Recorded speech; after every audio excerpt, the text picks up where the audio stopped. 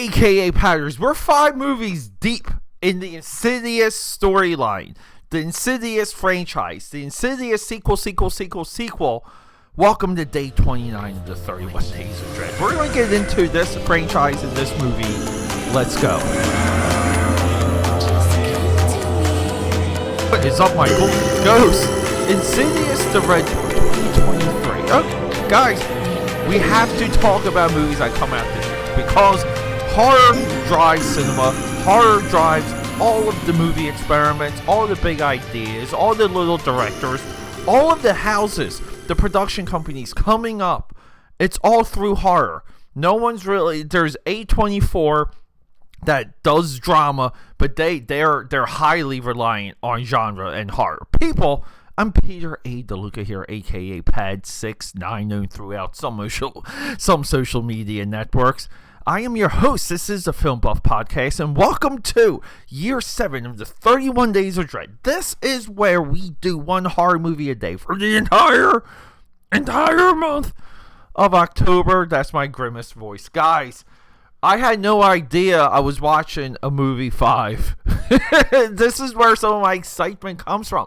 This movie is also directed by Patrick Wilson. He's our star. He's also our star in The Conjuring, another James Wan franchise. James Wan is our idea master today. He does nothing but produce billion-dollar franchises, even down to Aquaman, DC Extended Universe. The biggest movie of all of those movies has been Aquaman.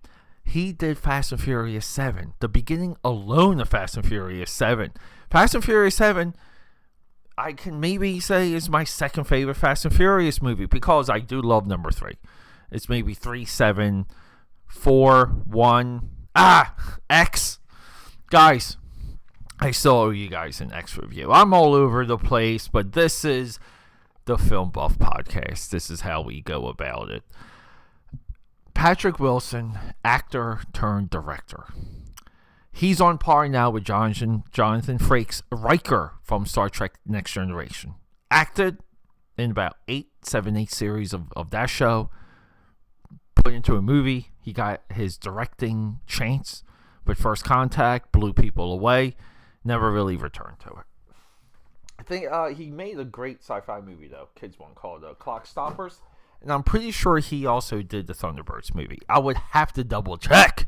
But guys, Patrick Wilson deserves nothing but accolades, nothing but credit for this movie. Because the movie, I mean, what's our budget? $16 million. And collectively, all the Insidious movies, because there's 5 of them. 5 of them. Collectively, they're, I think, $80 million budgeted, and there might be like one. There might be, they could be close to $1 billion right now. I'm trying to see. I don't have this information. This movie is coming to us after Insidious: The Last Key. Sorry, guys. And now I lost. Yeah, The Last Key 2018. I'm not sure if I saw that. But then there's Insidious 1, 2, and 3. I thought I was watching maybe the 4th one or the 3rd one. So I totally enjoyed this movie, though, because I do kind of remember Insidious 2. And I thought this movie was being ballsy with its positioning, taking a time leap. The kid from the first movie he's going to college in this movie. It's the same effing kid. Patrick Wilson is now divorced. He is estranged from his entire family. His mother, the grandmother from the first movie, were at the funeral. And as the movie marches on, we see that Patrick Wilson, the father and the son, they still have a connection to the spirit world. And then we get into the lore, the backstory, some of the other characters from the other movies. When I say other movies, I'm really talking about the first movie because that is all that I remember. But I was really digging the swinging for the fences approach to character growth and development and putting characters in the new place. When we go from movie to movie, comic book series to comic book series, novel to novel,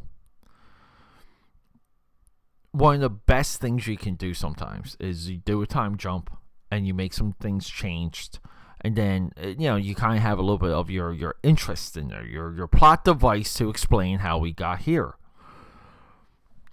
I thought that's what they were doing, but I don't know, maybe in the other movies they detail some of this. But I love the idea of watching Insidious 1 and then watching this movie back to back, because I feel this movie works so well as a sequel. Now, here we go. Budget for all 5 Insidious movies.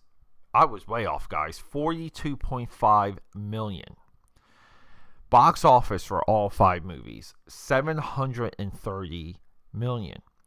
This is when you're unstoppable. This is where you have an idea that cuts glass.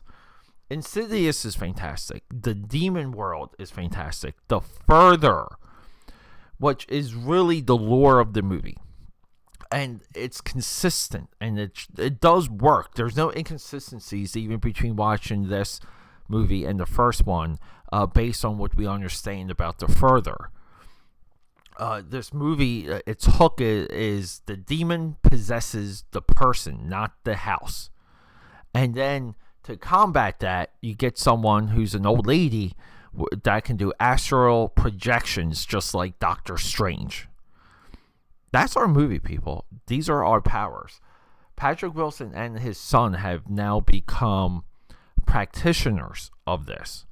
And it's really interesting when we compare something like this to the Poltergeist movies, because with Poltergeist and with The Exorcist, the sequels just really went off course.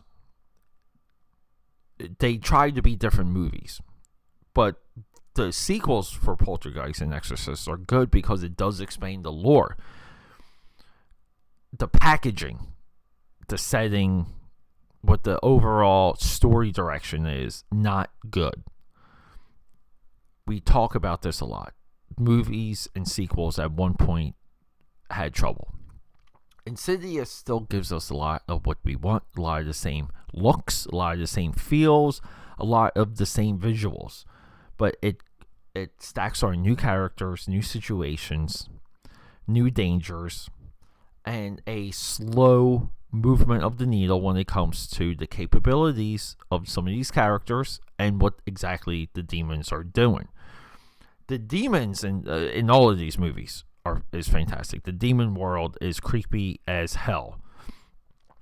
Patrick Wilson makes a movie here with very little.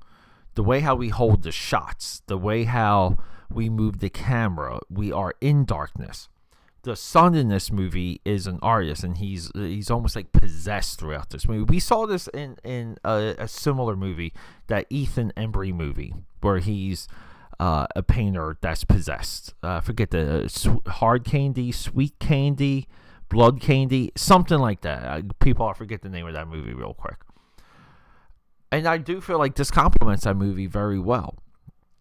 But I like this one so much more because the paintings they have a meaning. His drawings have a meaning from the get-go because they are connected to these other movies.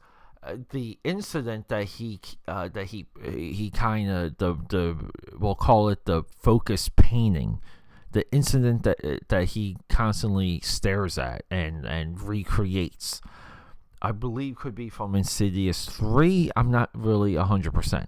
Or maybe even 2, because Patrick Wilson gets possessed by one of the demons and tries to kill his family, and that's why they're estranged. That's really the only plot point you need to know before you get into this movie. I really didn't know it. If I knew it, I forgot it. I liked the education of it. I liked just having a little bit of that added mystery. So for someone who knows the first movie pretty well and jumped to movie 5, this is a significant move. to be able to do that is nothing but real. It's significant, aka Padders. I cannot recommend Insidious The Red Door enough. The viewing order, I would just do what I did. Watch the first movie, then watch this. And you get like a nice epilogue. AKA Padders. People, Talk to Me will be next. And then we're going to hit our TV series. Sorry, not Netflix. And then we will be doing a wrap-up episode. But not, we're going to do some normal movies and then eventually do the wrap-up episode. Because there's things I do have to say. And there are movies I watched that I would like to highlight. We'll wait for that. Everyone, thank you so much for the support. I love you guys. You guys keep me going. Hit AKAPAD.com if you have a chance. We're going to be launching on Black Friday. The AKAPAD store will be rocking and rolling. Love you guys.